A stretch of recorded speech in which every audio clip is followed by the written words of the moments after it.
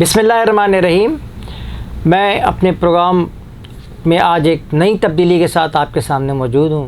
اور آج ہم نے ڈاکٹر اسد اللہ خان سومرو صاحب کو،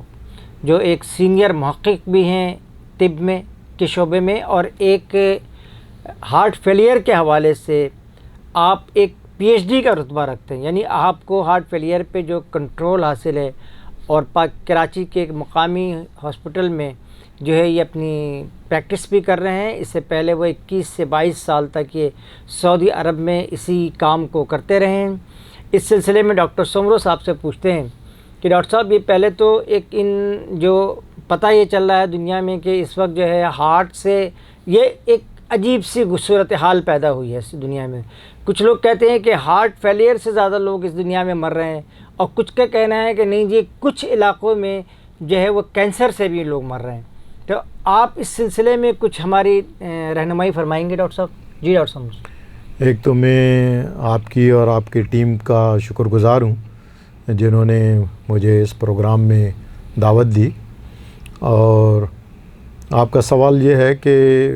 امراض قلب اور کینسر یہ دو بہت بڑی وبائیں ہیں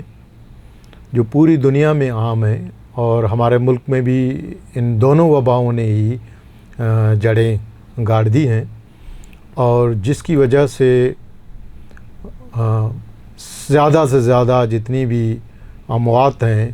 وہ امراض قلب اور کینسر کی وجہ سے، سب سے زیادہ اموات دل کی بیماری کی وجہ سے ہو رہی ہیں، اور دوسرے نمبر پر کینسر کی مختلف نمونوں کی وجہ سے اموات ہو رہی ہیں۔ اب ہمارے یہاں اتنی زیادہ ڈیٹا نہیں ہے کہ کوئی ایسی مستند قسم کی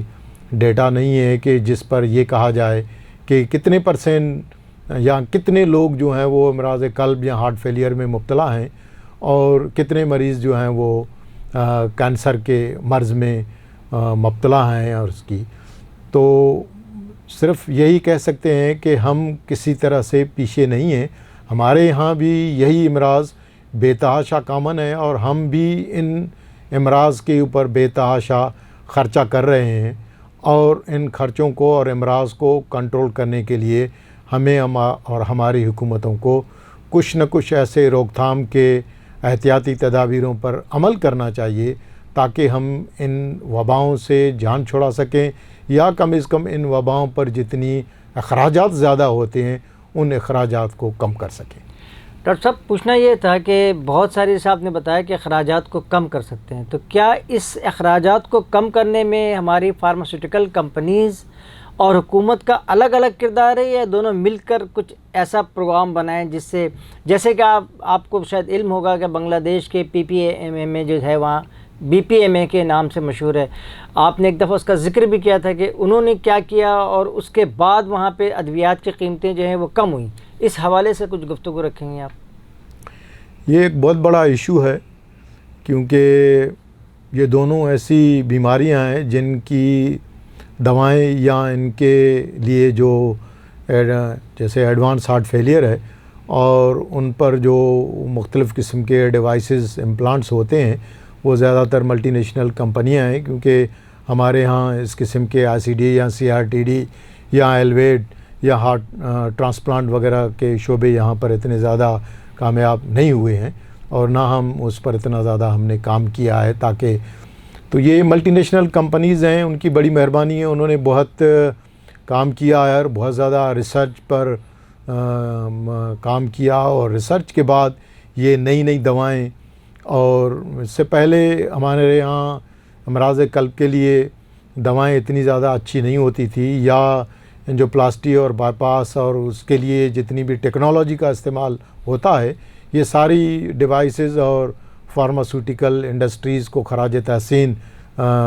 پیش کرنا چاہیے کہ ان کی محنتوں کی وجہ سے آج ہم اس قابل ہیں کہ غریب ملکوں میں رہ کے بھی ہم یہ سہولتیں اپنے غریب مریضوں اور اپنے ملک کے لوگوں کو یہ سہولتیں فراہم کر رہے ہیں۔ اب آتی ہے اخراجات اور فارماسیوٹیکل، کیونکہ فارماسیوٹیکل انڈسٹری جو ہے وہ ان کا بہت بڑا رول ہے، کیونکہ جو ہارٹ فیلئر ہے یا کینسر ہے، ان میں مختلف قسم کے اسٹیک ہولڈرز ہوتے ہیں، اور وہ جو اسٹیک ہولڈرز ہیں ان میں ایک اسٹیک ہولڈر جو ہے وہ فارماسوٹیکل اینڈ ڈیوائس انڈسٹری ہے، اور اس کے تعاون کے بغیر جو بھی ہارٹ فیلئر کے اوپر علاج یا اس کی روک تھام یا اس کے اوپر جو خرچہ آتا ہے یا کینسر کے مرض کی روک تھام اور اس کے علاج اور تشخیص پر خرچہ آتا ہے، تو ان کمپنیز کے تعاون کے بغیر یہ گاڑی جو ہے آگے چلانا کافی مشکل ہے۔ ڈاکٹر صاحب یہ بتائیں کہ اب یہ جب ہمارے یہاں جو ایک دل کا جو کچھ چھوٹے چھوٹے جو پوائنٹ بتاتے ہیں جس سے کہ لوگ اپنے بتا سکیں کہ جی مجھے میں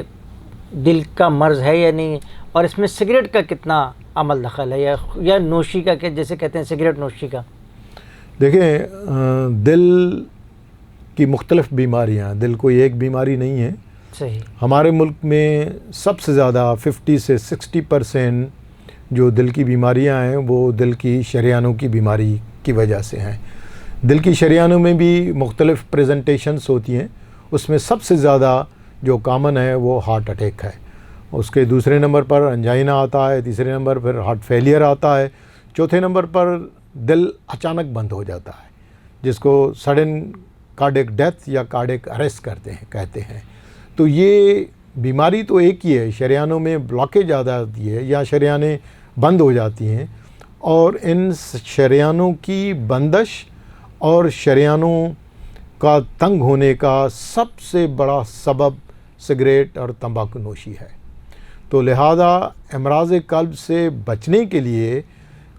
سب سے بڑی چیز نہ صرف امراض قلب، کیونکہ امراض قلب اور کینسر ان دونوں سے بچنے کے لیے سگریٹ اور تمباکو نوشی، یہ سگریٹ اور تمباکو نوشی صرف سگریٹ پینے